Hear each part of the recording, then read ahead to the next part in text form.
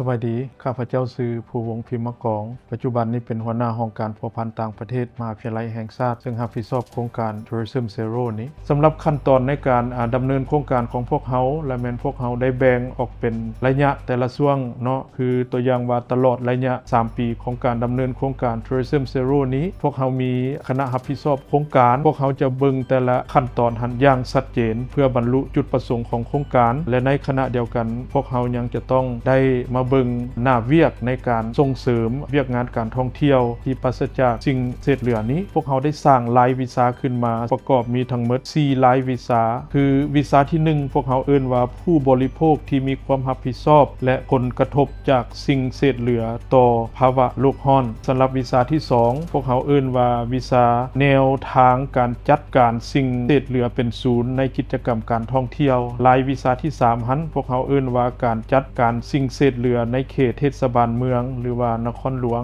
วีซ่าที่4พวกเฮาเอิ้นว่าการประเมินผลกระทบสิ่งแวดล้อมซึ่งว่า4รายวีซ่านี้เป็นรายวีซ่าที่ว่าพวกเฮาสร้างขึ้นมาภายใต้ขอบโครงการตัวนี้ซึ่งว่ามาฮอดปัจจุบันนี้พวกเฮาก็ถือว่ามีการกะเกียมโดยอิงใส่สภาพความเป็นจริงแล้วก็อิงใส่ขอบของโครงการนั้นพวกเฮาคิดว่าหลังจากที่ว่าพวกเฮาเฮ็ด piloting หรือว่านำเอามาใช้แล้วพวกเฮาจะมี feedback มี assessment พวกเฮาจะมีข้อมูลหรือเอิ้นว่า finding เพื่อว่ามาแลกเปลี่ยนหรือว่ามาให้กับสังคมของพวกเฮาโดยเฉพาะในภาคมหาวิทยาลัยของพวกเฮาเนาะซึ่งว่ามหาวิทยาลัยแห่งชาตินี้เป็นหนึ่งใน project partners ของโครงการ